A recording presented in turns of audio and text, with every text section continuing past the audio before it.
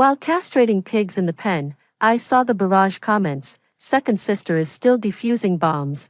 Hurry to the boulder by the ravine to save your brother, or his leg won't make it if you're any later. I didn't move a muscle, focused on the task. My blade rose and the testicles fell, just because I was reborn in my previous life. I listened to the barrage comments, braved the storm, and begged my neighbor to lend me a car to take him to the hospital, thus saving my brother's leg. Yet, my brother fell into depression because he couldn't save his white moonlight. To make him happy, I gave up my chance to attend university for him, focusing instead on raising pigs in the village to support my brother when I was seriously ill, and begged him to save me. He didn't give me a single penny. Xiaoyu was less than 10 meters away from me. How could you stand by and watch her die? A beast like you doesn't deserve to be my sister. Only then did I realize he wasn't depressed. He clearly hated me, reborn once more. How could my brother compare to piggy treasure? Wiping the blood from my hands, I turned around and stirred another bucket of pig feed, calling the piglets to eat quickly. The chore of feeding pigs, which I once found utterly tiresome, now filled my heart with wild joy. I have been reborn. I'm still so young. My future holds endless possibilities. Why is Ermiai still feeding pigs here? If something happens to your brother, how heartbroken your mother would be. Strange, why isn't Ermiai reacting? Could it be that she can't see the comments? Look, Ermiai moved. She must have seen them. Everyone, quickly send her the address. With a snap, I reached out and shut the front door. Outside, dark clouds loomed, and lightning flashed with thunder. I mustn't scare my pig. The barrage of comments fell silent instantly. The next second, excitement surged again. What's going on? Did she come out just to close the door? Isn't she going to save the third male lead? Without him, won't our female lead be missing a gloomy, obsessive backup option? Is there any way to make her see? I really don't want an actually crippled character. I calmly lowered my eyes, pretending to be blind. I only found out after death in my previous life. I was the cannon fodder younger sister of the cannon fodder third male lead in a doting novel, and that white moonlight of my brother's was actually the female lead of this book. She never died at all. Less than half a year after my death, my brother and she crossed paths on the street, reigniting their past romance. As for me, after a lifetime of hardship, I became mere marginalia in this book, a mere tool to highlight the male lead's obsession with the heroine, a minor casualty sacrificed to sustain him. Given a second chance at life, I don't care anymore. Brother, I'd like to see how my supposedly lame brother can still manage to orbit around his beloved female lead. Why bother eating if your brother isn't home? I had just taken a bite when I heard Mom's impatient tone. Seeing that I didn't stop, she immediately started scolding. Second sister, how dare you eat before your brother even picks up his chopsticks? Have you never had a meal in 8 lifetimes? Another round of the same old nonsense. In my past life, I was too well trained and too thin-skinned, afraid of being accused of being picky, always trying to please others. As soon as she said this, I immediately became submissive, too eager for maternal love, treating her words as gospel and obeying her every command. At the slightest sign of her displeasure, I would immediately try to please her. But when I gave up my chance to attend college, raised pigs, and worked odd jobs to earn money for my brother's education, only to fall seriously ill from exhaustion, I hoped my brother would take me to the hospital. What I got instead was my mother's relentless obstruction. Does your worthless life deserve to spend so much money? Was it easy for your brother to graduate? He hasn't even married yet. If people see such a heavy burden like you, who would want to be with him? I was dragged into terminal illness, barely holding on until my brother finally came. He deliberately gave me hope, yet intentionally provided me with wrong treatment. He made my emotions swing violently, nearly driving me to collapse. Looking down at me from above, he said he wanted me to taste the despair of his beloved. She must have seen you then, and surely longed for you to save her, but you left her in despair. So this is what you owe her.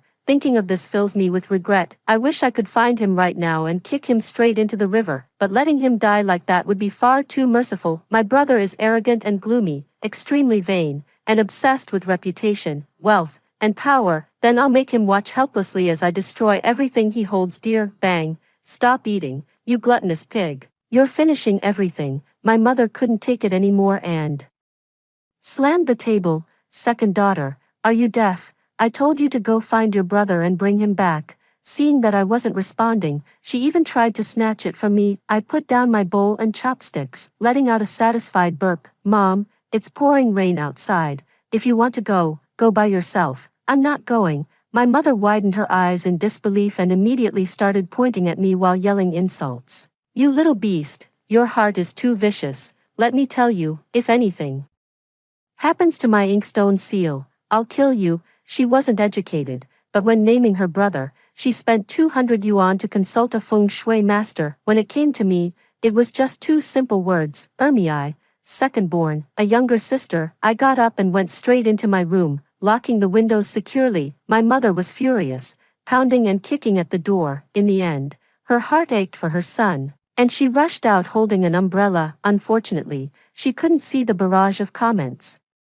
She didn't know under which boulder my brother was trapped. I picked up the exam paper and went through it carefully. I had forgotten many key points and barely managed to get half of them right. At that time, there were still 10 months left until the college entrance exam, and I had to make the most of my time. At 4 a.m., my mom came back. After causing a commotion outside, he finally quieted down and fell asleep. At 8 in the morning, someone from the village came knocking on the gate. When Mom saw her son with one leg crushed, she fainted from shock on the spot. By the time they thought to take him to the hospital, it was already 2 in the afternoon. By the time they borrowed a neighbor's car and rushed to the county hospital, my brother's leg couldn't be saved anymore. The barrage is furiously cursing. My Yandera male lead number 3.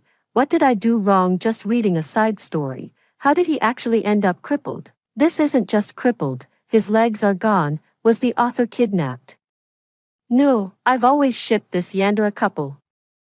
What the hell is this? Run away, damn second sister, just die already. Mom called me immediately. Her tone was like a demon from hell, gnashing her teeth. Second daughter, it's all your fault. It's all because of you that your brother, woo-woo my son, my poor son. What kind of school are you going to? Get over here and take care of your brother. Hurry up and get here. Don't make me come drag you myself. I couldn't suppress the corner of my lips. Coming, of course I'm coming. My brother's leg is broken.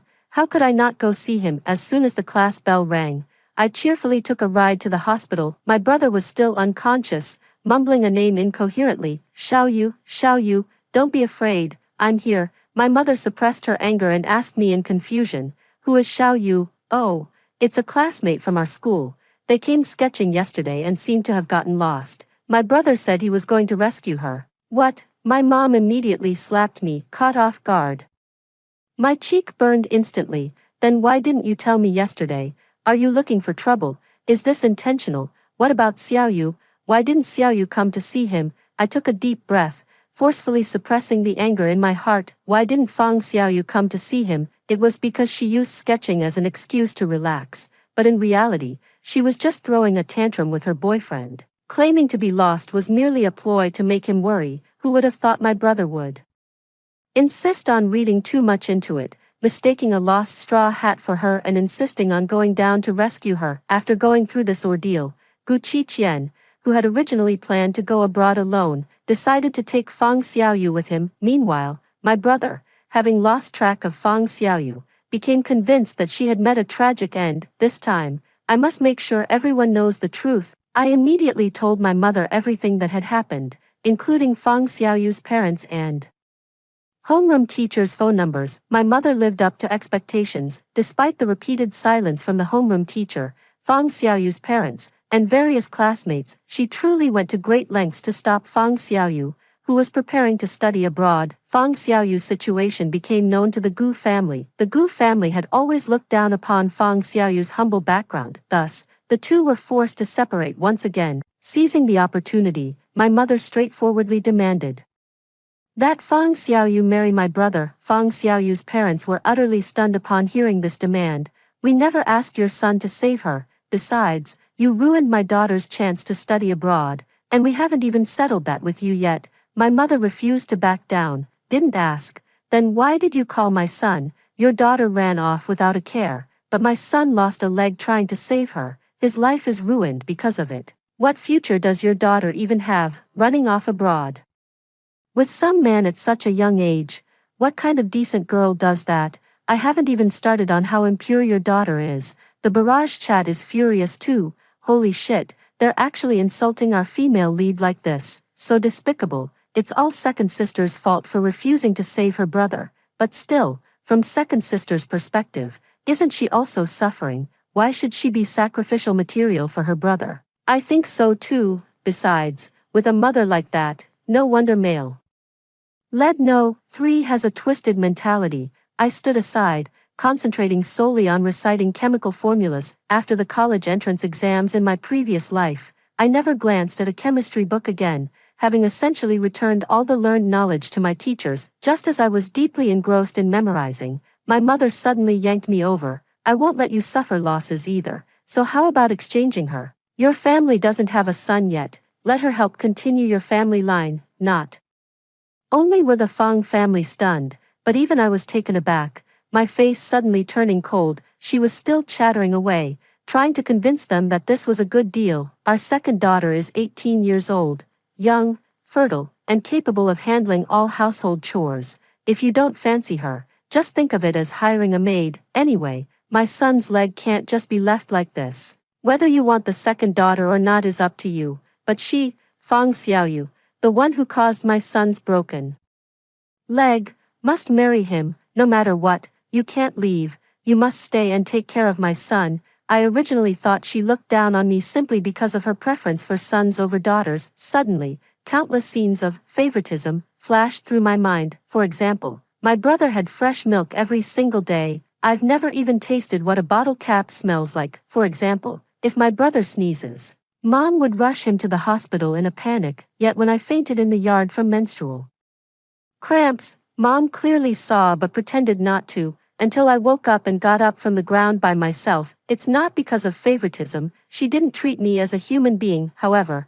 while my mother's remarks might humiliate me at home, outsiders wouldn't buy into them at all. Mr. and Mrs. Fang turned to leave with their daughter. My mother rushed over and desperately grabbed Fang Xiaoyu's clothes. Seeing their daughter almost exposed, Fang's parents panicked and desperately pulled at my mother. The group quickly descended into a chaotic brawl. My mother soon found herself at a disadvantage, screaming my name repeatedly. Second sister, are you blind? Come help your mother. What are you standing there dumbfounded for? Oh no, your mom's about to be beaten to death by them. Amidst the chaos, my brother let out a cough, frowning and holding his forehead. He coldly watched everything unfold before him. Stop, just 2 short words. Yet carrying an inexplicable sense of authority, it's still the same face, yet it has lost some of its usual youthful stubbornness and gained a sharper, more aggressive edge. Holy shit, isn't this the vibe of the male lead number 3 after he's achieved success and gone crazy? What's going on? Wasn't this supposed to happen more than a decade later? I feel like male lead number 3's gaze has changed. It's really different. I think so too. Did he regain his memories? Or is he seeing things from a god's perspective now? It feels kinda scary. I was shocked too. This gaze is definitely not Jiang Yanzhang's current one. Could it be? He's also been reborn. Jiang Yanzhang's sharp eyes swept around, landing on Fang Xiaoyu's reddened eyes, and his expression abruptly changed. You're hurt. Who did this? Fang Xiaoyu gave my mom a pitiful glance, then she slightly lowered her head, revealing her pale, fragile neck. Tears began falling like pearls. I really didn't mean to harm you. The signal was just bad in the mountains. That choked, indistinct voice seemed to strike right at Jiang Yanzhang's heart.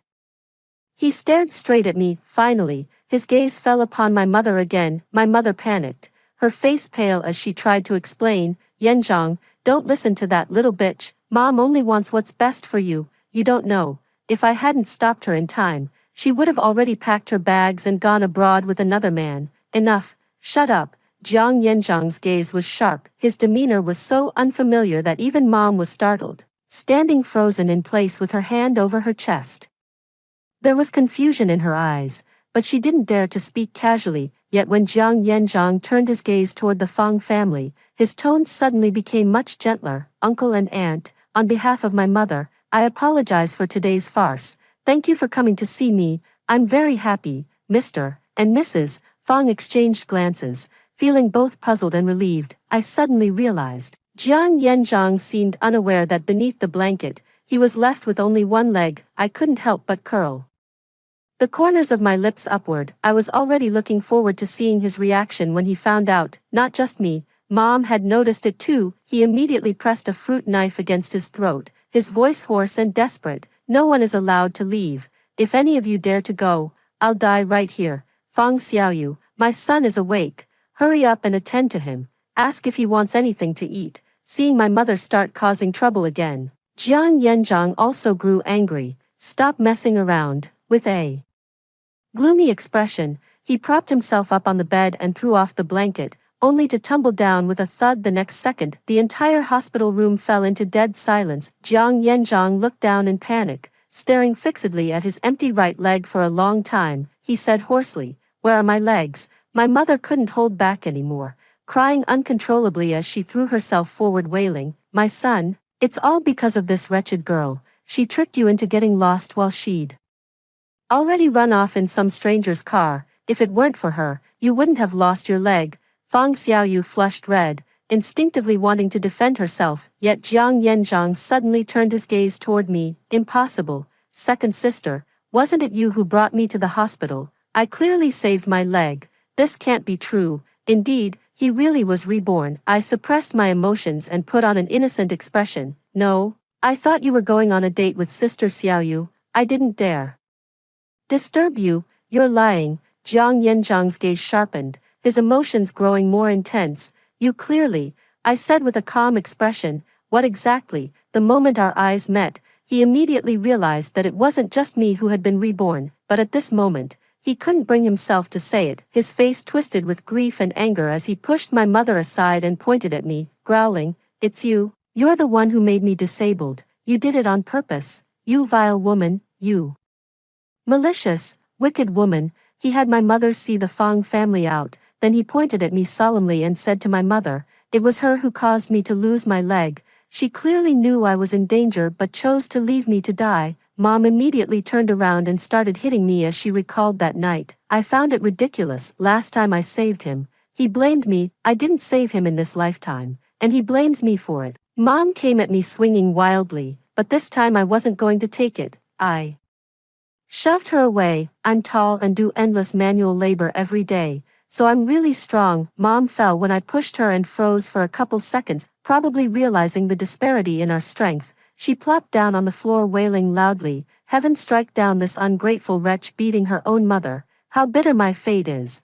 After all my hard work raising this worthless girl, she actually wants to kill her own mother." Her voice was extraordinarily loud, half speaking, half singing. A nurse pushed the door open, revealing a corridor crowded with onlookers. The more people gathered, the harder my mother shouted, her wailing eyes flashing with a hint of triumph. The nurse scornfully scolded me, and passers-by cursed me, saying I'd die a miserable death. The last thread of sanity in my mind snapped. Like a madman, I grabbed the fruits and snacks on the counter and hurled them to the ground. I didn't keep anything. The milk, cookies, lunch boxes, bowls, chopsticks, or the thermos. I smashed them all. Are you really my birth mother? Are you even fit to be called a mother? What kind of real mother would send her own daughter to be a slave for some married man? My brother broke his leg and it's my fault. He's 19 years old, not a 2-year-old child. He had to play the hero and rescue some damsel in distress, then fell off the mountain and got his leg crushed by a rock. How the hell is that any of my business? How did this become my fault? Ever since my dad died, every single penny that's put food and drink on this table came from me slaughtering pigs. You eat my food, drink what I provide, and still dare to raise a hand against me. What gives you the right? Everyone's eyes immediately filled with pity when they looked at me, but I no longer cared and turned to leave without hesitation. My mother was still shouting behind me, "Don't go. Who's going to take care of your brother if you leave?" I sat in the garden for a while, and many people came over to comfort me. A cleaning lady, upon hearing what happened, clumsily yet earnestly encouraged me, "Don't cry. There's still a long road ahead. I've been through many hardships too, but I pulled through. You mustn't drop out of school. Study hard, go to college, and stay far away from them." That's exactly what I taught my daughter. If you don't have money, I can give you some. Go study hard and don't worry about that mother and son anymore. I was deeply moved and quickly declined. Besides, how could I possibly ignore that mother and child? In my previous life, Jiang Yanzhang finally discovered that I was ill. I thought I was going to be saved, but instead, he brought me to the city only to settle me in a sanatorium. They tied up my hands and feet, calling it a measure to prevent me from scratching myself. Lying in bed, conscious yet unable to move, I was forced to endure irregular meals and to relieve myself in bed. Due to prolonged immobility, my entire body felt as if it were being gnawed by countless ants at every moment. How could I not repay this kindness? So I bought 2 steamed buns, ate them, and returned to the hospital room. Mom thought I had realized my mistake and put on airs for a while. She then started preaching again, saying how men are the backbone of a family and that my brother is my sky. I nodded and urged my mother to go home and rest. Only then was my mother satisfied and went home to make soup for her son. At that moment, only Jiang Yanzhang and I were left in the ward. His eyes were filled with unconcealed resentment.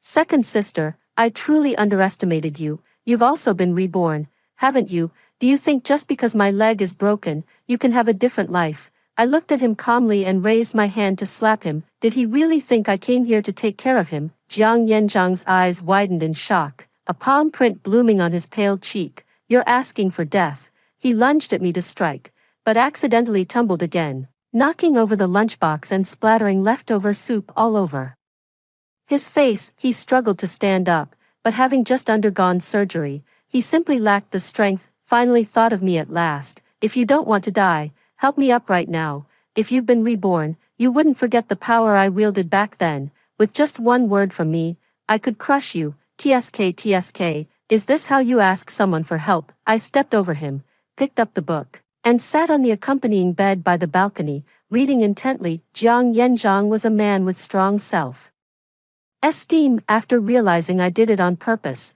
he tried to get up again, breaking into a sweat from sheer frustration, yet remained completely immobile. His eyes turned red with anger. I'm going to kill you, Jiang Ermiai, I'm going to kill you. It's really too noisy. I was very unhappy and went over to kick him, watching him curl up in pain like a shrimp. I feel refreshed and clear-headed. Jiang Yanzhang, do you realize whose care you need right now? There's still a long road ahead. A broken leg can't be healed. Are you sure you want to oppose me? Jiang Yanzhang's expression was utterly priceless. Humiliation, anger, pain, yet it paled in comparison to the suffering of my past life. This is just the beginning. Jiang Yanzhang clearly had no intention of giving up either. The next afternoon, my mother arrived at the school in a frenzy, insisting on withdrawing me. I had good grades, so all the teachers and even the principal thought it was a shame for me to drop out. Everyone tried to persuade her, but she remained unmoved and instead questioned the teacher's intentions. You're not interested in my daughter, are you? At your age, behaving like a hooligan in school, I'm going to report you. The teacher was stunned by her unreasonable behavior. In the past, I would probably have cried helplessly with no other choice, but now, I simply called the police. When the officers arrived and tried to mediate, my mother knew full well this was a family matter and felt justified hitting me. After being stopped, she slapped the police officer twice without hesitation. After Mom came out of the detention center, she became much more subdued, but still tried to pressure me to drop out of school. I let out a cold laugh. What's so funny? Mom grew uneasy from my laughter. I slowly put down the kitchen knife in my hand. If you keep stopping me from studying, then none of us three in this family will live. This time, Mom truly backed down and never dared to bring it up again. Indeed, the tough fear the reckless, and the reckless fear those who don't value their lives. I continued studying during the day, taking care of Zhu and my brother in the evening. Life is peaceful and fulfilling, but I also know Jiang Yanzhang won't stay quiet for long. After experiencing my care multiple times, he started playing the emotional card with me. Let's shake hands and make up. After all, we're siblings. Blood is thicker than water. What could possibly be so irreconcilable? Let's partner up. At worst, we can count you in for a share of the equity. I laughed again. I never realized he could be so naive. Back when Jiang Yanzhang was in college, he formed an AI team. Before even graduating, they were already making a fortune from their patents. That was their first pot of gold. So this time, he wrote down these people's names and contact numbers for me to reach out to. This is indeed a valuable thing. I carefully put it away. Turn around and tell these people we couldn't find it. Jiang Yanzhang knew I was lying, but he didn't dare to confront me openly. He even comforted me instead, saying it was okay. Seeing his frustrated expression made me laugh. In the end, he managed to meet Xiaozun, a wealthy second-generation heir. Thanks to Fang Xiaoyu, the long-dormant barrage comments suddenly sprang back to life.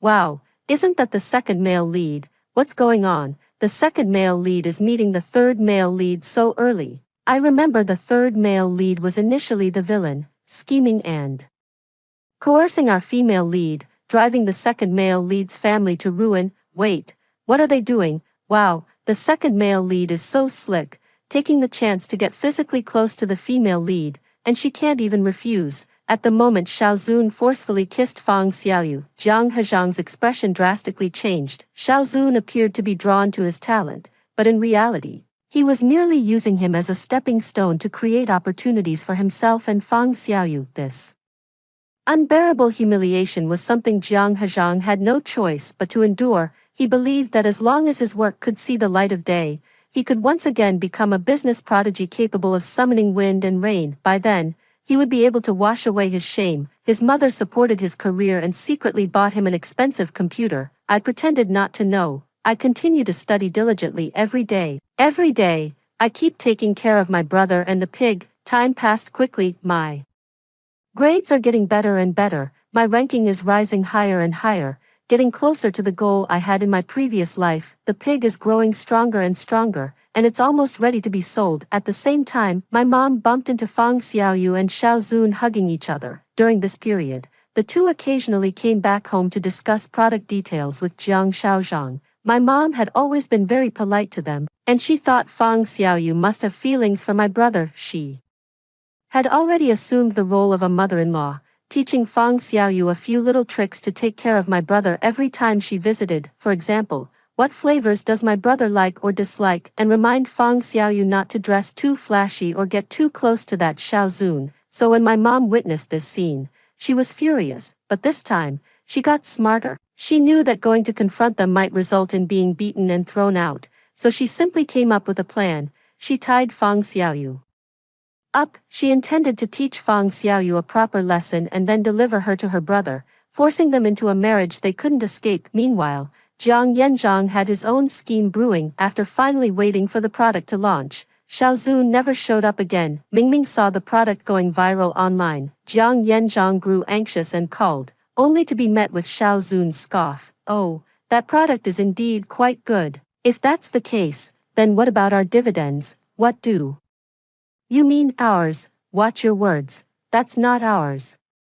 It's mine. Xiaozun, what are you implying? I created that all by myself. Are you trying to take it all? You created it. Where's your proof? Jiang Yanzhang, I'm warning you, watch your mouth, or I'll sue you anytime. Who do you think you are? Let me tell you, if it weren't for Xiaoyu's sake, I wouldn't even bother setting foot in that dump of yours that looks like a toilet. Xiaozun, Jiang Yanzhang's eyes burned with fury. Gripping the wheelchair handles in fury, he wished he could rush to Xiaozun right then and there for a life-or-death showdown, but the other end had already hung up the phone. Xiaozun's final taunt echoed in his mind. Do you think Xiaoyu didn't know? She knew all along. She said that product would just go to waste in your hands. You should be thanking me. It's my capital that's making it flourish. Got it. Stop flattering yourself. You're nothing. Jiang Yanzhang had played his last card. In utter despair, he secretly ordered large quantities of lime and sulfur.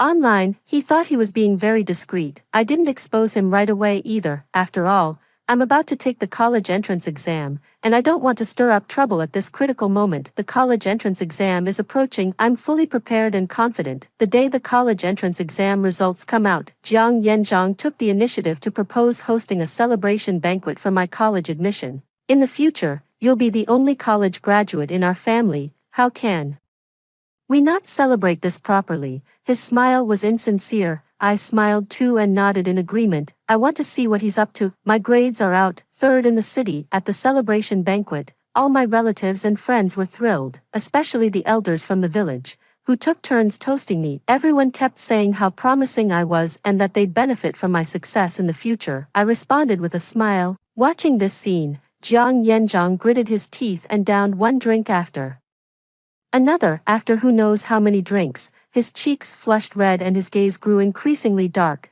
until the moment I raised my glass to toast him. he couldn't hold back anymore. He smashed his glass outright. You venomous witch, you're the reason my leg was crippled, and now you're going to college. How dare you go to college? You deserve to die. Uncle Lee next door was utterly shocked and hurriedly told him to shut up. It's supposed to be a joyous occasion. Why are you cursing your sister? Your sister is a college student. Shouldn't you be basking in her glory too? Get away from me. Don't touch me. Jiang Yanjiang roared furiously. You'll die too. All of you will die, you judgmental bastards. In our past life, you relied on me to build your 3-story house, and now you dare look at me with such contempt. You heartless beasts. All of you deserve to die. Ha ha ha ha. The crowd exchanged glances, all thinking he had gone mad. Some called him crazy, while others said to ignore him. That cripple is just mentally twisted. Being disabled is pitiful enough. Forget it. Forget it. Everyone, eat your meal and don't bother with him. At that moment, Jiang Yanjiang took out a lighter. Heh, go ahead and eat. I've planted explosives beneath your feet.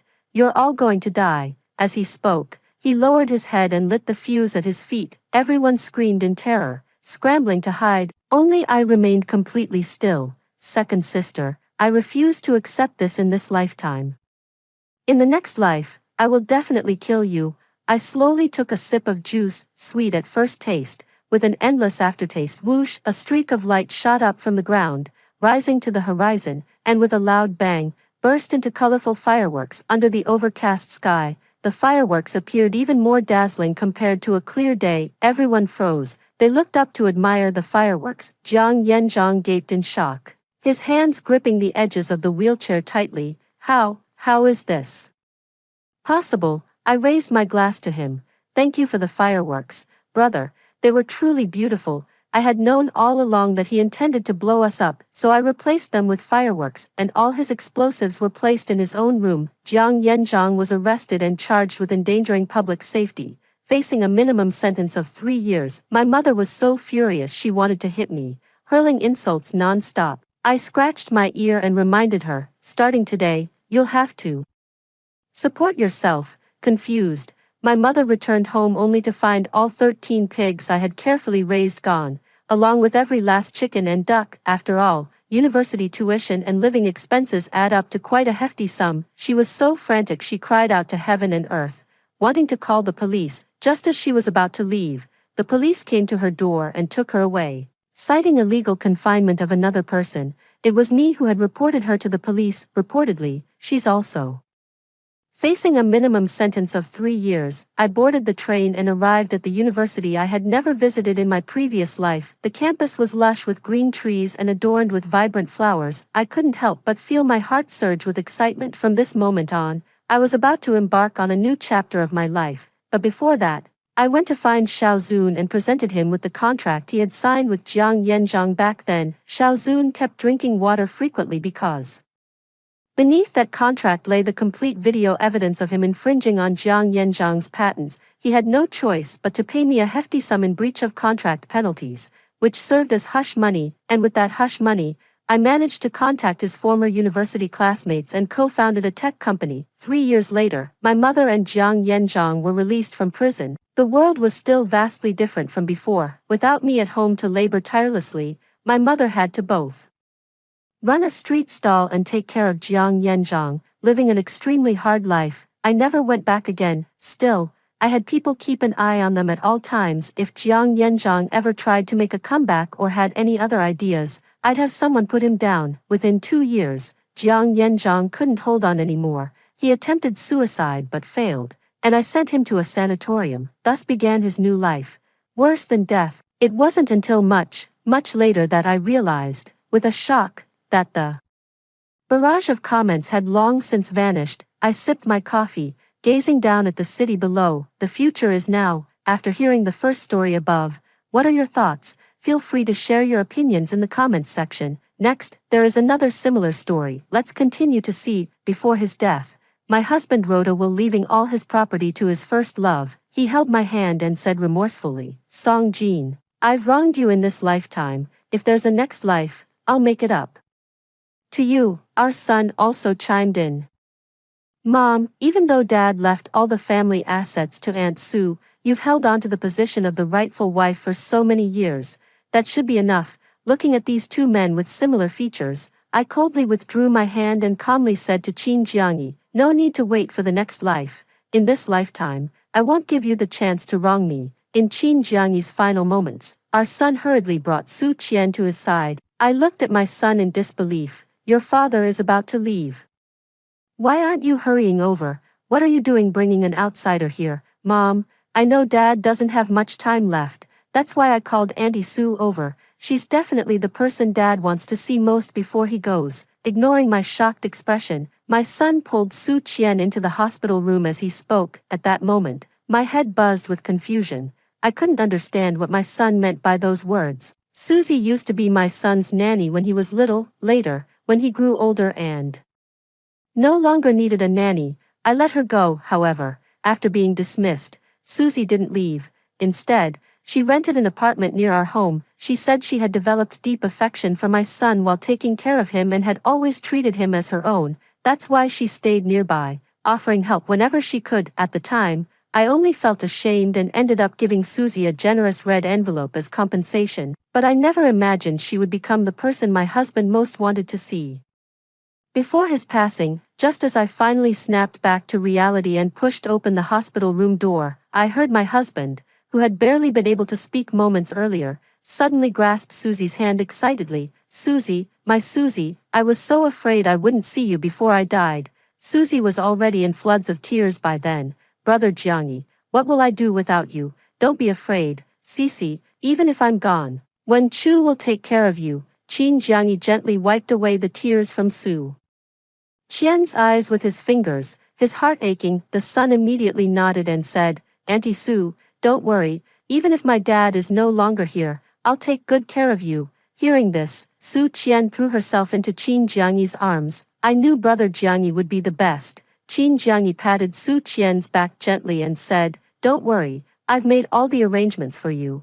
I've already drawn up a will, leaving all the family property to you. Once I'm gone, you can inherit everything, with Wen Chu looking after you, I can rest easy. Just as the two were pouring their hearts out to each other, I couldn't hold back any longer and interrupted them directly. What do you mean by giving all the family's assets to her? Damn bastard, cheating is one thing, but how dare he set his sights on my money? Hearing my voice, Qin Jiangyi finally looked at me, a trace of guilt flashing in his eyes, thinking back to before Su Qian arrived. How lifeless he lay on the bed, completely unresponsive to anything I said. I know I've wronged you in this lifetime, Song Jin, but there's just no helping it. Su Qian is the eternal white moonlight in my heart. With her there, there's simply no room for anyone else. Qin Jiangyi spoke with such deep emotion, yet all I could feel was absurdity. I don't know what kind of story they shared, but if his heart belonged only to this woman, why did he marry me and have children together? Mom, Dad and Aunt Sue were childhood sweethearts. If it weren't for Dad's career back then, they wouldn't have separated, and you wouldn't have been able to marry him. You've enjoyed the position of the beloved wife for so many years. Don't make Dad leave with unease. I couldn't be bothered to look at this son who always takes others' side. My gaze fixed solely on the man lying on the bed, Qin Jiangyi, nearly 70 years old, even at this moment showing signs of impending death, still exuded an elegant and handsome charm that felt like a gentle spring breeze. Yet, for the first time, I felt nothing but disgust at the sight of him. Perhaps seeing the intense disgust in my eyes, Qin Jiangyi's lifeless gaze flickered with a hint of sorrow. Song Jin, come here. With one arm around Su Qian's waist, he extended his other hand toward me, beckoning me to approach, though I was extremely reluctant to get close to him at that moment, driven by curiosity about what nonsense he might spout. I couldn't help but walk over. As soon as I drew near, Qin Jiangyi grabbed my hand and said, I know I've wronged you in this lifetime, but this is my only wish before I die. Please grant it to me. I frowned and remained silent. Even if you don't agree, I've already made my will. There's nothing you can change about it. I stared coldly at this dying man and Susie sitting beside him with a hint of smug smile on her face. How do you know I can't change it? I sneered. Song Jin, I've wronged you in this lifetime. It's my fault. And Su, she has nothing to do with it. If there's a next life, I'll make it up to you then. Please don't bully Su Shi. Qin Jiangyi spoke nervously, but his voice was already faint and weak due to his extreme physical exhaustion. Seeing him on the verge of death, my initial sorrow faded, replaced by cold detachment as I withdrew my hand. No need to wait for the next life. In this one, I won't give you the chance to wrong me again. My words seemed to deliver the final blow to Qin Jiangyi. He reached out frantically to grasp my hand but failed each time. In desperation, he kept calling out, Song Jin, Song Jin, Song Jin. Just because there was no anger left, his voice grew fainter and fainter, until his outstretched hand fell onto the hospital bed, his head tilted to the side, and he fell completely still. Seeing this, my son immediately rushed over to check. Upon realizing Qin Jiangyi had already passed away, he turned to me furiously. Mom, what are you doing? Did you deliberately make Dad's passing uneasy? Looking at my son. Before me, in his 40s yet showing little trace of time on his face, he resembled his father greatly, blessed with handsome features, but now it seemed he hadn't just inherited his father's good looks, but also his father's heartless and ungrateful nature. How can we ensure his peaceful departure? By giving all the family assets to an outsider, I scoffed. Money, money, money.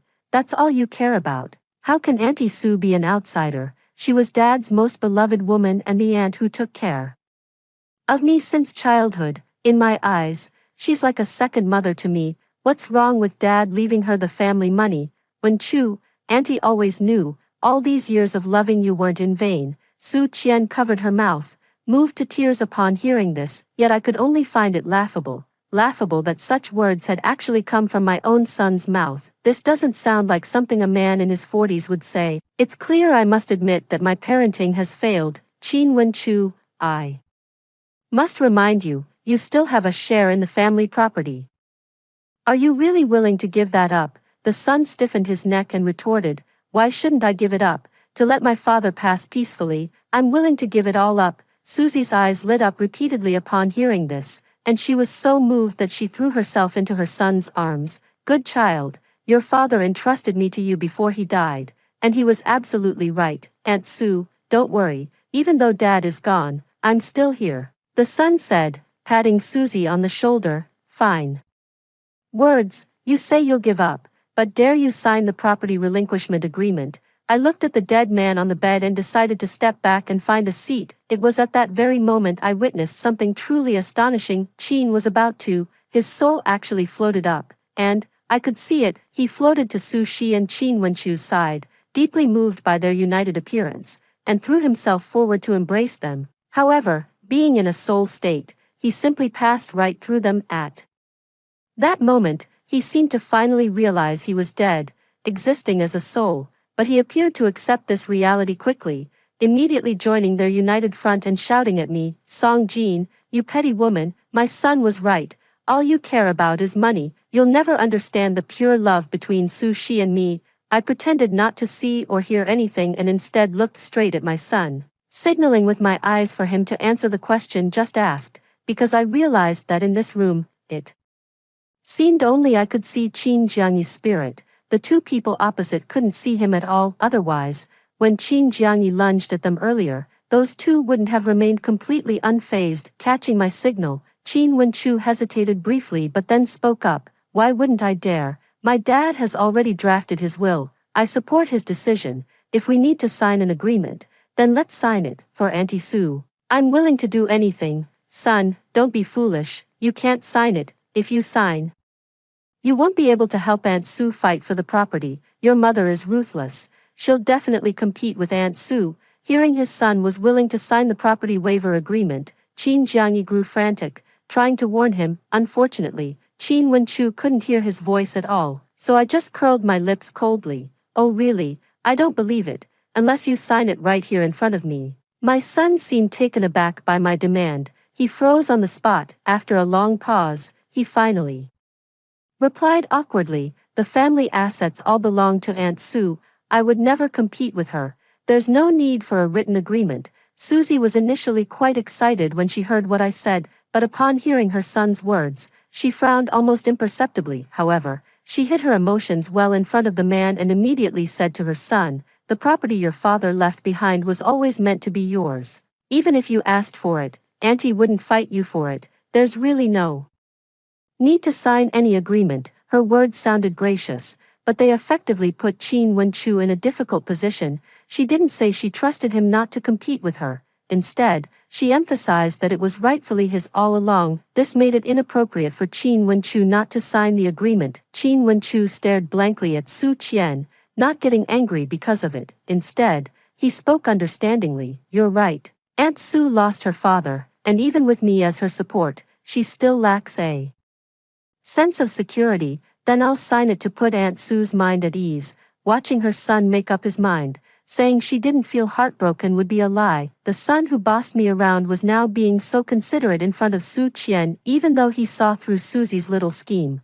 he still chose to accommodate her. Qin Jiangyi was stunned upon hearing this. With a crestfallen expression, he seemed to be blaming himself. It's my fault for not being prepared. I forgot that Cici is a girl who lacks a sense of security, but if I sign this, Song Jin will never let go of the family assets. I couldn't help but shake my head upon hearing this. Damn, a little girl in her 60s is something I've never seen before. No matter how unwilling Qin Jiangyi was, spurred on by me and Susie, Qin Wenchu still fetched paper, pen, and ink pad, wrote a statement relinquishing the family assets, and pressed his fingerprint onto it. To ensure greater legal validity, I directly connected with the notary office and had the documents notarized there. After completing everything, I immediately got up and prepared to leave. Over there, Susie and Qin Wenchu were still hugging each other emotionally, crying their hearts out. Suddenly noticing my departure, Susie hurriedly stepped forward to stop me. Sister Song Jin, why are you leaving already? Should I stay here for dinner if I'm not leaving? Susie wasn't angered by my retort but instead spoke gently. Sister Song Jin, I know you're upset about losing the family fortune, but no matter what, Brother Jiang Yi was still your husband. How could you abandon his body and leave on your own? Indeed, just moments ago when they were arguing back and forth over the family fortune, neither of them seemed to remember that their beloved lover and respected father had just died. As for me, just a worthless man. Why should I care when he died? The person he loved most was you. And his son is also here. Can't you even handle his remains properly? What do you need me to stay for? Seriously, you took my family's wealth, but you're not even willing to let Qin Jiang collect his body. Su Qian took several steps back after my sharp words. No, sister, I just thought, since he was your husband, you should be the one to handle his funeral arrangements. Hearing this, I scoffed. I refuse. Why should I arrange funeral matters for a wretched old man who betrayed me? With that, I stopped paying attention to her and continued walking out. But then my son wasn't happy. He blocked my path. Mom, how can you treat Auntie Sue like this? She's been generous enough to give Dad to you for decades, and now you're being so petty. Auntie Sue was just reminding you to handle Dad's funeral arrangements. Why are you acting like this? Aren't you hurting Auntie Sue's feelings? After all, she just lost the most important person in her life. I looked at my son as if he were an idiot. If it weren't for the genetic tests I've had during my annual checkups all these years, I'd seriously doubt if this idiot was actually my own flesh and blood. Didn't I leave her the most important person in her life? What more do you want? I rolled my eyes and kept walking out, but Qin Wenchu grabbed me to stop. Funeral arrangements cost money, Mom. Even if you don't care about Dad, you at least need to pay up. Why should I pay for the funeral of the most important person in her life? I gave him a puzzled look. Upon hearing my words, Qin Jiangyi's soul drifted beside me, heartbroken, and said, Song Jin, even if I, Qin Jiangyi, have wronged you in this lifetime, haven't we lived in harmony for decades? Are you really unwilling to pay for my funeral now? Qin Wenchu also yelled at me. Mom, no matter what, he's still my dad. How can you just ignore him? This time I was truly furious to the point of laughter. You're the one calling him your dad. Why aren't you handling his funeral arrangements? You're 43, not 3. Can't you even manage your own father's death? The more I spoke, the more exasperated I became. Had I really failed so badly at raising my child all these years? A man in his 40s with no sense of responsibility whatsoever. Qin Wenchu was left speechless by my retort. Even Qin Jiangyi was shocked by my words and looked at his son, as if just realizing that this son should be the one to handle his affairs after his passing. Instead, She stepped forward to shield Qin Wenchu behind her. Sister, why are you picking on a child? No matter what, Wenchu is Still your son, if he doesn't understand, we as elders should teach him, right? Then why don't you, as the elder, teach him? Why are you stopping me? I couldn't help but roll my eyes again. Sister, you know I don't have a job. If it weren't for Brother Jiangyi helping me all these years, my life would have been very hard. The money for handling the affairs, could you give it to me? This time I really didn't walk away anymore. I'd actually forgotten about it until she brought it up, seems like. Qin Jiangyi has spent quite a fortune on this woman over the years, pampering her like royalty. In the end, I'll make sure she coughs up every penny she owes me. What's the matter, Miss Su? You took the family assets Qin Jiangyi left you, yet you're unwilling to pay for his funeral arrangements. I sneered. Song Jin, don't slander my Cece. How could she possibly be unwilling to spend money on me? She's just, Qin Jiangyi, who was anxiously making excuses for his beloved white Moonlight, struggled for a long time but couldn't come up with a reasonable explanation. If he weren't in a state of being a soul, his appearance would surely be even more ridiculous right now. Sister, the family assets are still with you now. I genuinely have no money. I need you to hand over the family assets to me so I can have the funds to arrange Brother Jiangyi's funeral. Sushi said without batting an eye. That's right, Song Jin. Hurry up and give the family assets to Cece, otherwise, how will she have the money to arrange my funeral? Qin Jiangyi immediately seized the excuse and glared at me angrily. What a pity no one saw how ugly his expression was, planning to claim the inheritance right after his death. Susie, you've got some nerve. If you want the assets, bring the will and sue me in court. I couldn't be bothered to argue with her anymore and was truly ready to leave this time. Mom, what do you mean by that? That's my father's estate. How dare you seize Dad's inheritance? Qin Wenchu shouted at my retreating figure. Your father's estate, that's our marital property. God damn it, did he think he could just give away my money with a will after he died, over my dead body? After saying that, I left the hospital directly. As I walked out of the hospital gate, I suddenly noticed Qin Jiangyi following me out. He didn't seem to be doing it voluntarily. He just suddenly appeared near me as I exited the hospital. What's going on? I'm supposed to stay and take care of Cece, so why am I following Song Jin out? He ran desperately toward the hospital, yet no matter how hard he tried, he couldn't get inside. In fact, as I walked away, the distance between him and the hospital only grew larger. It was then that he realized his range of movement was tied to my vicinity. Song Jin, turn back right now. I need to check on Qianqian. She's never been treated like this before. She needs me to take care of her. Qin Jiangyi anxiously floated to my side, his tone commanding. I simply pretended not to see or hear him and continued walking toward the parking lot. Song Jin, please go back, won't you? You won't arrange my funeral affairs, nor are you willing to spend the money. Don't you even want to look at me a little longer? Go back and see me. Let me spend more time with Cece. Okay. Qin Jiangyi kept nagging incessantly in my ear. At first, he ordered me to go back. And when he realized I couldn't hear him, he started begging. His words were so disgusting that I almost cursed out loud on the spot. In the end, I had to put on headphones to suppress the urge to swear. When I got home, I went straight to the study to contact my lawyer. I thought Qin Jiangyi would follow me in, but the moment I stepped into the study, I realized his soul had been repelled. Puzzled, I walked around the study and suddenly remembered a painting of the three pure ones hanging on the wall.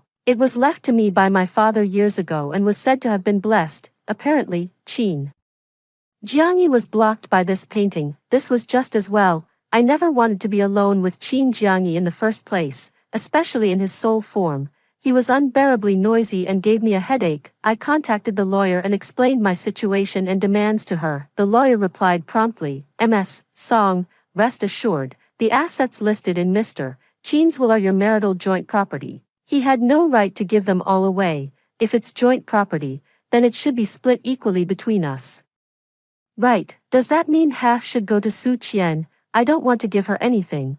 That won't be necessary. Ms. Song, Mr. Qin's will clearly violates public order and good morals. As long as we provide evidence, the court won't uphold it. In fact, the will itself serves as the best evidence. However, according to regulations, Mr. Qin's estate should be divided equally between you and your son. If your son wishes to give his share to Ms. Su, you have no right to stop him. Hearing this, I Felt relieved. That won't be an issue, my son has already renounced his inheritance rights. It was just notarized. The lawyer was delighted to hear this. Then there's no problem at all, Ms. Song, rest assured, Ms. Sue won't get a single penny of that money. Moreover, I'll help you sue Ms. Sue afterward to reclaim every cent Mr. Chin spent on her. I nodded and said, all right. Please have your team put in some extra effort to investigate Qin Jiangyi's financial records. I'll provide the necessary authorization. Understood, Ms. Song. After finalizing the discussion with the lawyer, I felt somewhat better. To be honest, the shock I received today was not small. I was already sad because Qin Jiangyi was about to leave, but then I was hit hard by his white moonlight and his will. What hurt me the most, however, was my son. How could he be so foolish and morally misguided? Thinking of this, I suddenly made up my mind. Children and grandchildren have their own fortunes to seek. From now on, I don't want to care about his life or even his survival. When I figured everything out and stepped out of the study, I saw Qin Jiangyi, who had been hovering outside the door, glaring at me indignantly. Song Jin, I want to see Su Qian. Take me to see Su Qian now. I turned around and went back into the study, rolled up the Three Pure Ones painting, stuffed it into my robe, and carried it back to the bedroom. Now the world was quiet again. Meanwhile, Su Qian and Qin Wenchu ultimately didn't handle Qin Jiangyi's funeral arrangements, leaving him directly in the hospital morgue. I was having breakfast when the hospital called, and because I hadn't brought the Three Pure Ones painting with me, Qin Jiangyi's incessant nagging was giving me a headache again. So when the hospital told me to come pick up Qin Jiangyi's body as soon as possible, I deliberately put the call on speaker and asked, "What did you say? I didn't hear you clearly." Ms. Song, your husband's body has been in the morgue for 3 days. Could you please come and take him away and settle the fees? The staff member on the phone spoke in a professional tone. The morgue didn't CC, and the others handled the funeral arrangements. Qin Jiangyi was stunned by the staff's words for quite a while. Seeing this, I kindly asked the question for him. I remember my son and a Ms. Sue were also at the hospital at the time. Why didn't they take care of it? This is how it was, Ms. Song. At the time, we asked those 2 individuals, but after learning about the costs, they said it would be better for you to handle it. Since you didn't come, we had to contact you. Hearing this, I almost laughed out loud. How much was the cost that they weren't even willing to cover? The staff member seemed to recall the situation and couldn't help but complain. We found it strange too. The cost wasn't even high, less than 2 yuan total from the hospital to the cremation. They could have found their own cemetery. But after hearing about the cost, neither of them was willing to pay. That Ms. Sue even asked Mr. Qin, saying, would it be inappropriate for us to leave Brother Jiangyi here? She knew it wasn't right, but she wasn't willing to pay. But that Mr. Qin said, it's fine. If my mother finds out my father is in the hospital and hasn't been taken away for cremation, she'll definitely come and pay to take him away. Then the 2 of them left together, leaving only your phone number. Honestly, I'm quite grateful to this staff member. They mimicked the tone perfectly. Qin Jiangyi's face was filled with disbelief upon hearing this. Less than 2,000 yuan. How could they?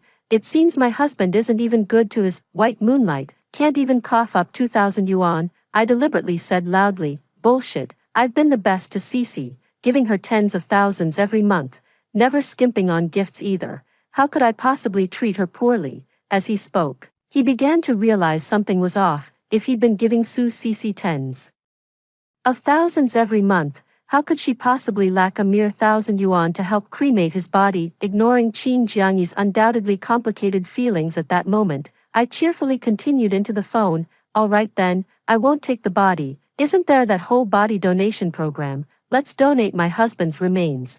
It'll contribute to medical science, won't it? Hearing me say this, the staff member on the other end of the phone pieced together what was happening based on my earlier words. All right, Ms. Song, but you'll still need to come in person to sign the donation paperwork, the staff member replied, their tone now carrying a sense of relief. Okay, I'll come over after breakfast. I agreed readily. Only after I hung up did Qin Jiangyi realize what I had just said. Song Jin, you venomous woman, even if I wronged you, how could you treat me like this? How could you donate my body? Qin Jiangyi screamed at me hysterically, but as long as I pretended not to hear, he couldn't do anything about it, after all. He couldn't even touch me now. After breakfast, I packed up and drove to the hospital. At the hospital, I found the relevant staff and expressed my wish to donate my body. It seemed the staff I spoke to on the phone had already briefed them, so after I made my request, the process went very quickly. Soon, a staff member brought the donation consent form for me to sign. Qin Jiangyi,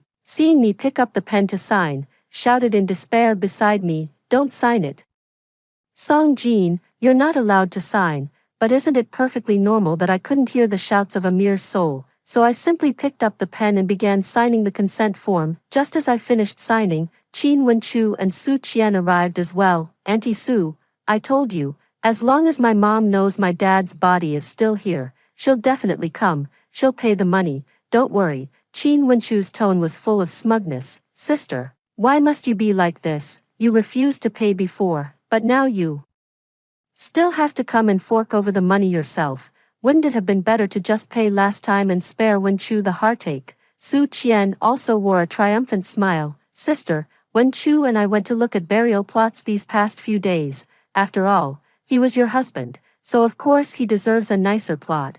We picked one that's only 250 yuan. You just need to go and pay." Looking at their smiling faces, I just scoffed. "No need, Qin Jiangyi. He won't be needing a burial plot." My words left them stunned on the spot, unable to grasp my meaning. As for Qin Jiangyi floating in midair, this time he didn't rush anxiously to his Cece's side. Instead, he watched dejectedly as the staff took away the organ donation consent form. "Mom, what do you mean? If we don't get a burial plot, where will Dad's ashes go? You can't just keep them at home." Qin Wenchu frowned. "Yes, sister. No matter how reluctant you are to part with Brother Jiangyi, you can't keep his ashes at home. Besides, Brother Jiangyi has already transferred all his assets to me, so the house is mine too. I don't agree to keeping the ashes at home." Su Qian also expressed great dissatisfaction. Her dissatisfaction snapped Qin Jiangyi back to reality. He looked at Su Qian with confusion. "Qian, do you dislike my ashes that much?" Unfortunately, Su Qian couldn't see him or hear him, so she couldn't respond at all. "Who said anything about ashes? I've already donated Qin Jiangyi's body to National Medical Research. Maybe someday he'll be a silent teacher in some school's anatomy classroom." I smirked and picked up my bag to leave. "Donated?" Qin Wenchu exclaimed in shock. "Mom, how could you donate Dad's body? He should be laid to rest properly. What's all the noise?" I covered my ears briefly. "Why are you shouting? Wasn't it you two who refused to keep your father's body in the morgue? That would be occupying resources unnecessarily, which is wrong. Donating him was doing a good deed. Understand?" "No, Mom, it's not that we didn't care. We wanted you to handle Dad's funeral arrangements." Think, as if you're the only one who can think. I told you that day, I'm not dealing with that scumbag's funeral arrangements. You're the ones who kept him here. I don't want to handle it, so of course the only option is to donate him." I spread my hands, indicating it wasn't my fault. Qin Wenchu looked utterly incredulous and full of regret, but he was left speechless by my words. So he instinctively turned to Su Qian, hoping she could help him out, but only then did he realize that upon hearing his father's body had been donated, Aunt Su hadn't shown the slightest hint of regret or sorrow. Qin Wenchu looked at Su Qian in astonishment and asked incredulously, "Auntie, you just stood by and watched my father's body get donated?" Su Qian then realized she had appeared too composed, but she quickly adjusted her expression. "Wenchu, how could I bear to donate your father's body? But now that your mother has signed the papers despite objections, there's nothing I can do. After all, I'm not his legal wife." Su Qian said sorrowfully, wiping away non-existent tears from the corner of her eye. "And actually, Auntie thinks what your mom did was quite good." Qin Wenchu was even more shocked now. "Auntie, what are you talking about?" "Wenchu, listen to Auntie first. With your dad gone and your mom unwilling to handle his funeral arrangements, Auntie, although I was the love of your dad's life, it's not appropriate for me to take care of his funeral officially. Donating his body solves our problem and does a good deed for your dad. Anyway, this is also contributing to medical science, and it's accumulating merit for your dad. Your dad was a kind man his whole life. He would surely be willing to do this last good deed." After Susie said this, Qin Jiangyi was completely devastated. If he weren't unable to touch physical objects, I suspect he would have grabbed Susie by the shoulders and demanded why she would say such a thing. Cece, that's my remains we're talking about. You know full well my greatest wish was to be laid to rest peacefully and buried together with you after your time comes. How could you possibly say now that I'm willing to donate my body? Cece, hurry and tell Wen Chu to go retrieve my remains. Qin Jiangyi's voice was almost choked with sobs, but unfortunately Susie couldn't hear any of his words. Instead, it was Susie's words that convinced his son. Qin Wen Chu didn't understand at first, but after hearing Susie's explanation, he instantly calmed down. So you mean if we donate my father's body, we won't need to arrange funeral affairs or buy a cemetery plot? That's right. Once the body is donated, naturally there's no need for a cemetery. You can just hold a memorial service for your father later. Speaking of which, Susie turned her gaze towards me. Sister, the memorial service should still be arranged by you. After all, you're Jiang Yi's wife. Jiang Yi's wife says there's no need for a memorial service. I scoffed and turned to leave. No service. Susie was stunned this time. Why not? If you won't even collect Jiang Yi's body, how can you refuse to hold a memorial service? That's right, Mom. How can you be so heartless? Qin Wenchu chimed in loudly. What's there to mourn about a heartless, cheating scumbag? I sneered coldly. My words left Qin Jiangyi, who was floating nearby, looking awkward. When he heard I refused to hold a memorial service for him, he had been somewhat angry, but after hearing what I said, he only felt ashamed and embarrassed. Su Shi, however, wouldn't let it go. But if we don't hold a memorial service, how are we supposed to announce Brother Jiangyi's will to everyone? I need to inherit the estate, so you want to hold a memorial service for Jiang Yi just to read the will and take my family's property? Is that it? Susie was momentarily speechless, stammering for a long time before saying, isn't this also Brother Jiang Yi's last wish? Only then did Jiang Yi show a disappointed expression towards Susie. Cece, after I died, did you ever take a proper look at my remains? Why is your mind so full of inheritance? After saying this, he immediately made excuses for Susie. Then again, you've been hiding behind me, suffering all your life. Naturally, you'd only feel secure after getting the inheritance. Brother Jiang Yi doesn't blame you. I felt so disgusted by these two that I wanted to vomit. I didn't want to stay here any longer either. There's no way I'll give you the family assets. If you have the guts, go sue me. After saying that, I ignored their attempts to stop me and left the hospital directly, heading straight to the company. Although I hadn't been to the company since Qin Jiangyi left, everything there was still under my control. Back then, Qin Jiangyi had nothing to his name. It was my father who personally nurtured him and entrusted him with the family company. After my father passed away, Qin Jiangyi gained almost complete control of the company, becoming its largest shareholder. But what he didn't know was that I was the company's mysterious second largest shareholder, who never made an appearance. Now that he's gone, his shares have fallen into my hands, making me the true largest shareholder of the company. As soon as I arrived at the company, I announced Qin Jiangyi's death and the news that I would be taking over personally, because I am the biological daughter of the former big boss and the wife of the current big boss. No one opposed this decision. Moreover, I had already communicated with the company's senior employees long ago, so taking full control of the company posed absolutely no problem. The second announcement I made was to cease providing any assistance to Qin Wenchu's company, including investments and procurement. This news indeed surprised the company employees, and one bold soul directly asked, President Song, Mr. Qin's company has always relied entirely on our company's investments and orders to survive. If we stop the orders and investments, I'm afraid Mr. Qin's company might go bankrupt. Actually, Qin Wenchu's company was something he started right after graduating from university, when he was young and full of ambition, unwilling to work at his family's company and insisting on starting his own business. It was just a small-scale company, and both Qin Jiangyi and I, fearing he might suffer losses outside, specifically provided him with private assistance. For this, we even voluntarily gave up a portion of the company's dividends. Now that this son insists on siding with an outsider to provoke his own mother, naturally I don't need to care about whether his company lives or dies. The company's affairs were quickly resolved, though I haven't managed the business for years. After all, I am the daughter of that once most formidable entrepreneur. Thus, Jiang Yi's passing didn't bring any significant impact to the company. It was Su Qian and Qin Wenchu who couldn't sit still anymore after discovering that I had stopped assisting Qin Wenchu's company.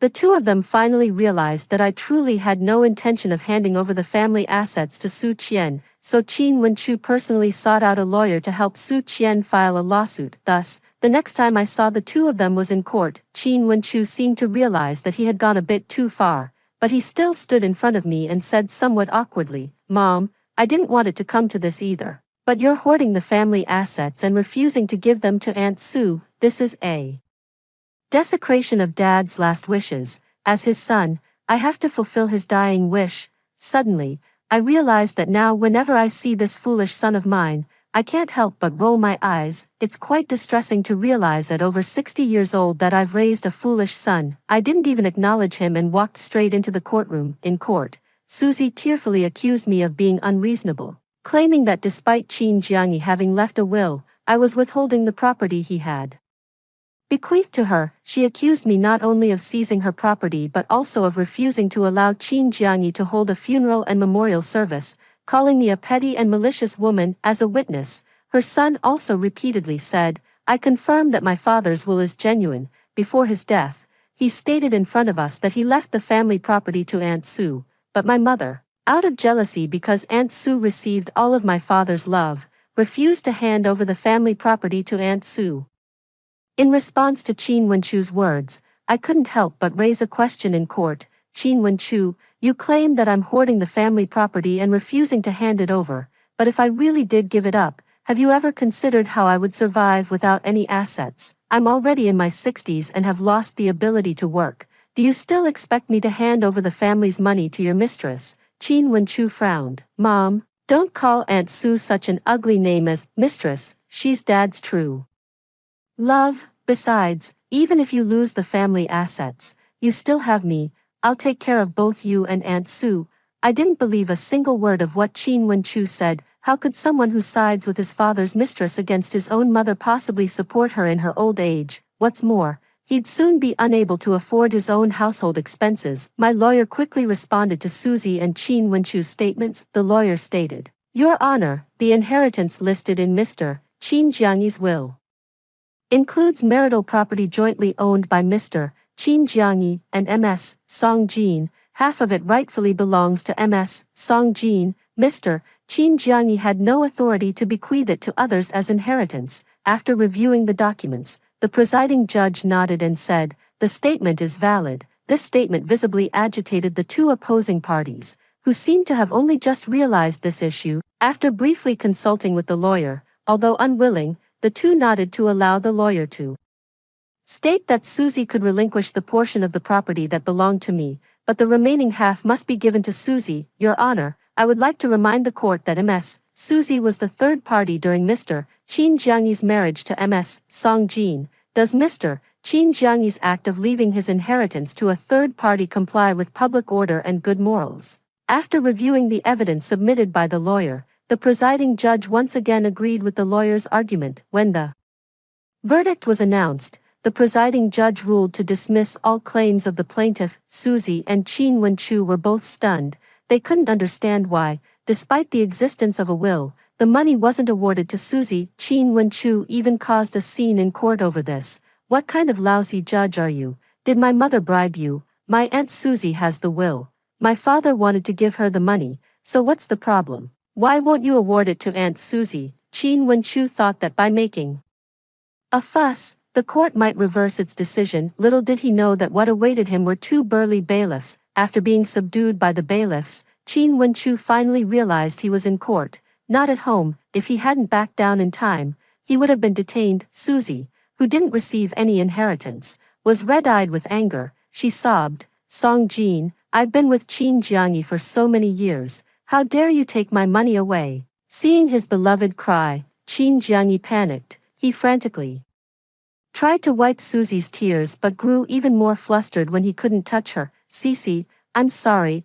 I never expected Song Jin to be so ruthless, not leaving you a single penny. All these years you've suffered following me, but it's all right. The money I left for you should be enough for your retirement. I'll always wait for you." and after your time comes, we'll be reborn together. So she couldn't hear Qin Jiangyi's comforting words, feeling only immense injustice, seeing that I ignored her.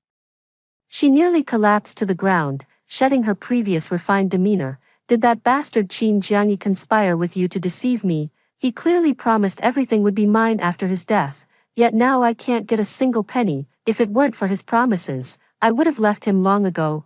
I was so beautiful in my youth. What kind of man couldn't I have found, if not for your family's wealth and his vow to leave everything to me? Why would I have spent my whole life waiting for him? Without any recognition, you all lied to me, all of you. So she was practically wailing at the courthouse entrance. Her outburst shocked both Qin Wenchu and his son Qin Jiangyi, especially Qin Jiangyi. When he heard she had only been with him for the money, his face instantly turned deathly pale, his expression one of utter disbelief. Auntie Su, didn't you stay by my dad's side because you truly loved him? Pa, what true love? When he was young and penniless, he still tried to pursue me. Later, when he had money, he arranged for me to be a nanny in your household. If he hadn't married into wealth, changed his status, and been willing to spend money on me, do you think I'd bother with him? Su Qian rolled her eyes and said, so you never loved my dad at all, you were only with him for his money. Otherwise, do you think your father was a good man? Actually, I had long wanted to leave him back then. After all, what woman doesn't want to marry a decent man properly? But your father kept saying he wasn't in good health and might pass away before me, promising to leave all his inheritance to me, so I waited and waited, hoping for the day your father would go. Who knew this wait would drag on for decades? By the time I grew old, I couldn't find a good match anymore and had no choice but to stay with your father, waiting for him to die. Finally, when your father did pass away and the will was written, the money couldn't even go to me. Isn't this just bullying an honest person? Watching Susie cry so pitifully, I actually found her both genuinely pathetic and somewhat ridiculous, waiting for me to die.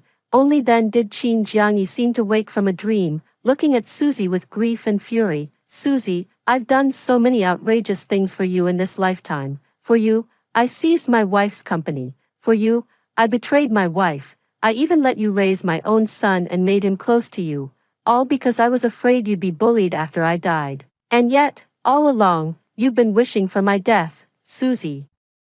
You wretched woman, I'm going to kill you. Qin Jiangyi lunged at Susie like a madman, but without a physical form.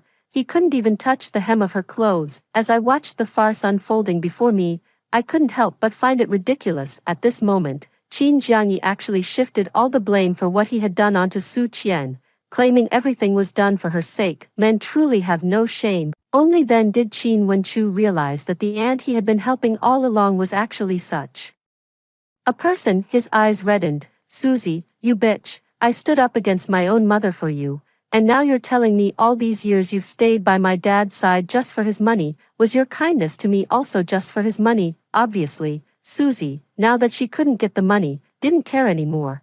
What makes you think you're such a good kid? You've been disobedient and annoying since childhood. If it weren't for your dad's money, why would I ever treat you so well? Not only did I treat you well, I spoiled you rotten. Whatever your mom forbade you to do, I encouraged you to do.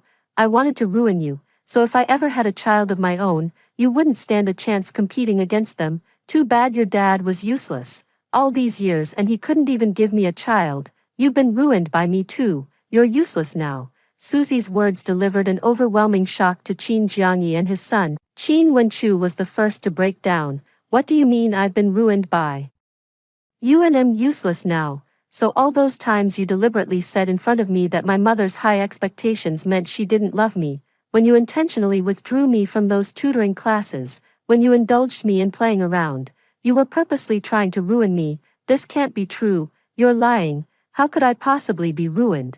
In what way am I ruined? Qin Wenchu was unwilling to accept this reality. Even I was shocked. It turns out Qin Wenchu performed poorly academically as a child, and all the tutoring classes and training programs I enrolled him in were withdrawn. Qin Jiangyi hovered beside Su Qian with a look of utter dejection, his eyes filled with grief. Back then, you said you couldn't bear to see my child suffer, that he was too young to be judged solely by grades, and asked me to entrust his education to you.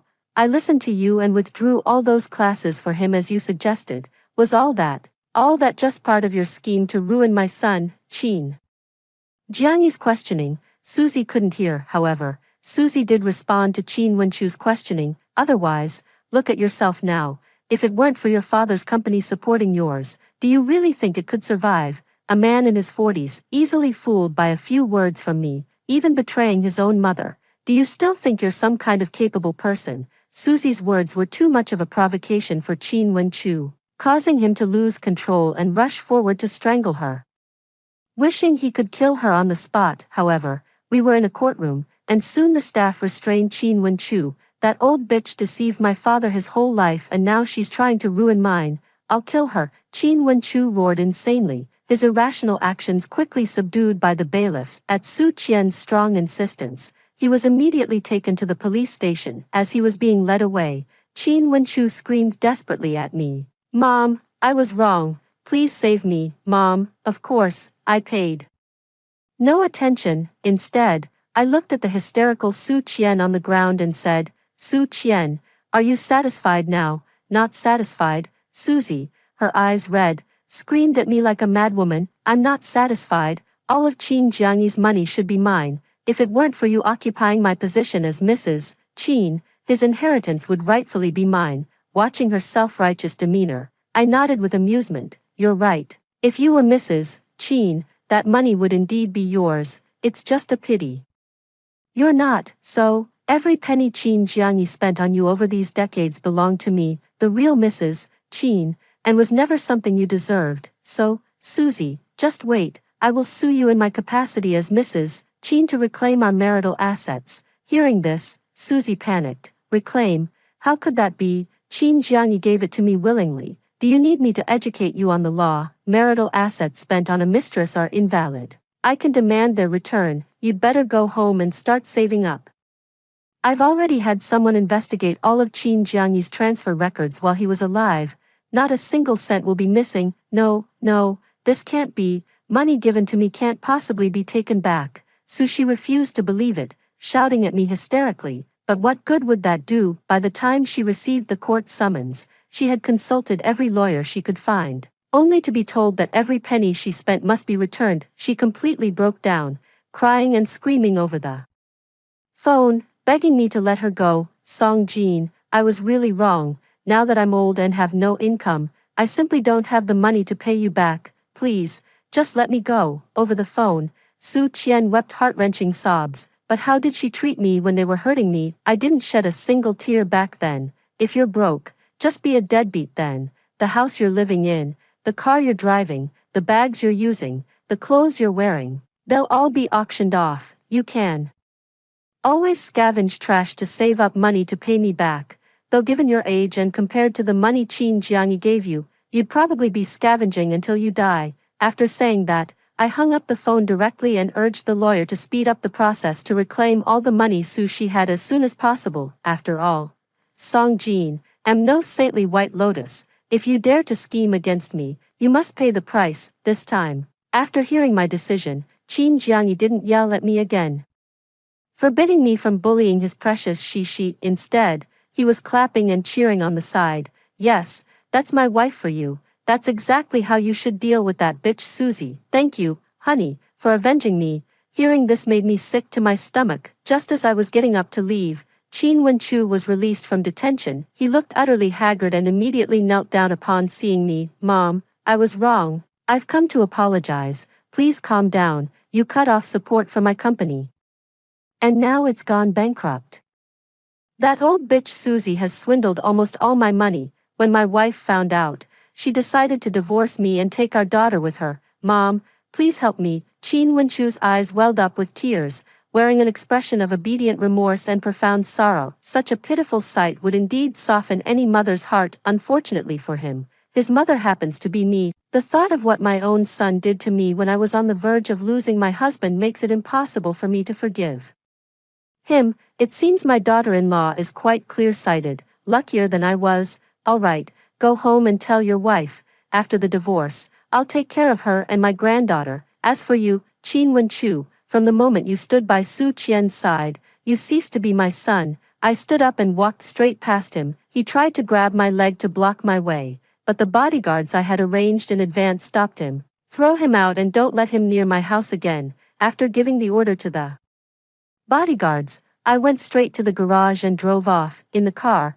Qin Jiangyi kept chattering non-stop. Song Jin, I know you're very angry about this matter, but when Chu is after all your own son, you can't just abandon him. Everything is my fault. If you want to blame someone, blame me. Even if when Chu made mistakes, you should forgive him for the sake of him being your own flesh and blood. Just as I was about to go crazy from his nagging, we finally arrived at our destination. Qin Jiangyi hadn't even noticed that I'd already parked the car, still muttering, "Honey, if we could start over in the next life, I would treat you right, I would definitely make you happy. Please forgive Wen Chu, there's no need to wait for the next life, I can be happy in this one." Startled by my response, Qin Jiangyi looked at me in shock. "Honey, you can hear me?" I nodded. "I can see you too." Qin Jiangyi's expression turned emotional. "Honey, it seems we're truly meant for each other. Don't worry, from now on, I'll stay by your side and accompany you through all your days."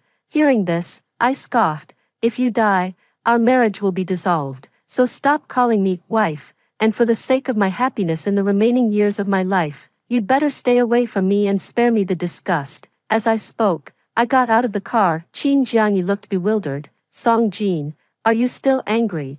I know cheating was my fault, but didn't you manage to protect our family assets? Why are you still upset?" He anxiously chased after me, completely unaware that he had followed me into a temple. The moment Qin Jiangyi's soul entered the temple, it was immobilized by a talisman. A Taoist priest in robes stepped forward and said, "Madam Song, your husband's spirit has been subdued. It will no longer appear by your side." I nodded and said, "Then I'll trouble you, Taoist priest, to properly refine this evil spirit in the future. Make sure it doesn't escape, and don't let it live too comfortably either. Rest assured, the evil spirits that enter our Jinling temple suffer worse than the 18 levels of hell. Now I can finally rest assured." After paying the Taoist priest the appropriate incense offering, I turned and walked away without hesitation, completely ignoring Qin Jiangyi's pleading gaze. He thought betraying me would be fine as long as he died. Song Jin, have always repaid every slight, even in death. I will make your soul pay the price. After hearing the two stories above, what are your thoughts? Feel free to share your opinions in the comments section. Looking forward to hearing from you. If you liked this story, don't forget to like it, share it, and subscribe to my channel. See you next time.